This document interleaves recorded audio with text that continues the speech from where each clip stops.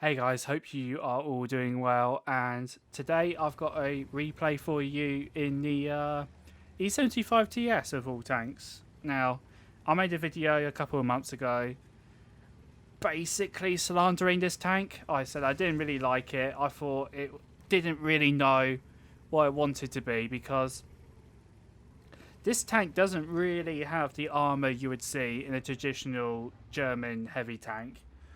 And it also doesn't really back then I didn't think it really had the gun to make up for it either. So I thought it was this really awkward premium tank that yes had mobility, but it didn't, for me, it the rest of it didn't work.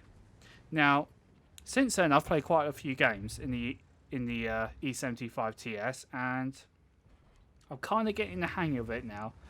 So I kind... It's difficult to say. I treat it like the E50, basically.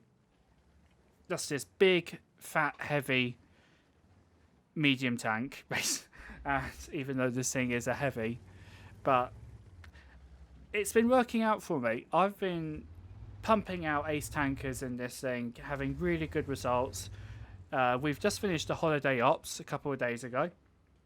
And this was one of my main tanks during the holiday ops period for credit grinding. I made so many credits during this period. I think I made something in the region of 50 million thereabouts. So it's all gone now. I can assure you that. I spent all of it on new tanks, equipment, consumables, all that good stuff. And that's a good shot into the little pixel IS-6 Cupola. We got a little bit unlucky a little bit earlier when I shot his side armor, because, you know, magical Russian side armor.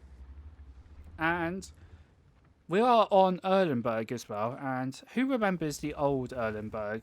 And how would you stack it up to the one we get now? Because I'll gotta be honest, I don't like this map. I think there's too many really empty dead zones. Like, at least on the old one, you had kind of a brawl on the 1-2 line along that ridge line that is now just completely flat and a complete dead zone if you go into it, basically, and you get caught out. And oh man, a stock 45 TP. I don't feel this guy's pain because I don't play stock tanks. I'd rather just free XP the modules. I am absolutely got no time for that, and this guy's really not having a good time, is he? And we are about to finish him off, and there we go. And that's another thing about E-75 TS. It's got a really good alpha damage for tier 8. 360 is such a good balance between the 320 alpha that you get on the American T-32 and the slightly higher alpha that you get on the IS-3, the Russian heavies. I feel like 360 alpha is such a good number to have these days, and I don't know what this KV4 is doing. So his front is facing facing my way, so he was reversing out here. I don't know what this guy's plan was, I've got to be honest with you. And we should be able to finish him off here, and the actual kill was just stolen from us. Unfortunate. And we've had a pretty decent game here. We've picked up 2.5k damage with a little bit of spotting, 2 kills. Not bad so far. And we have a super Pershing here. Can we find a shot? 8-layer aiming, and yeah. And he gets finished off by our Barask. I think he was triple tapped by the Barask and the Scorpion camping over in our spawn. And that's a stock IS. Oh man, I do feel that guy's pain actually, because back in 2012, when I was a bit of a noob to the game, I did play a stock IS, and oh man, that thing is an experience, isn't it? It was an utter travesty of a tank. In fact, it made me quit the game. It was so bad for a period of time. And I decided to come back, and 8 years later, I'm still here. So I'm guessing it wasn't that bad.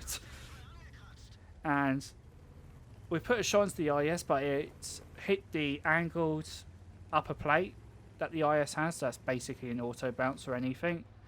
And again, not quite. We're not quite fast enough to get the kill, and that's when the Borsig gets spotted. And I was really lucky there not to take a shot from the Borsig, and I took a little punt and see if I could hit him, and never lucky, I suppose. And here you see the E-75 TS's really good mobility.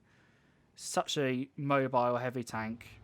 There's not a lot of heavy tanks at tier 8 are as mobile as this thing, and that was a nice little shot into the Super Hellcat to take down the Super Kitty, if it is super. And that's when R2 decides to pop up, and I don't mind if I do. And it's at this period that I kind of fall off here, I'm going to be honest.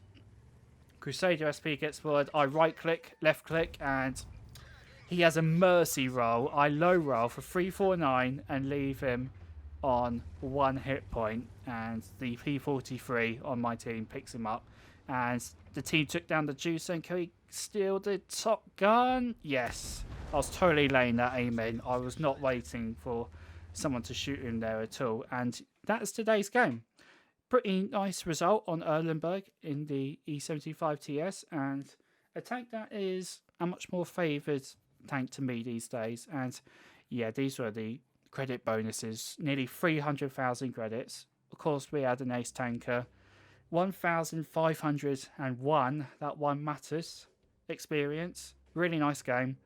Managed to hit most of our shots fired as well, and after ammo and consumables and whatnot, we made 263,000 credits. Boy, I do miss the holiday ops. But that's today's video, guys. I hope you enjoyed it. Give it a like, give the channel a subscription as well, and I shall see you in the next one.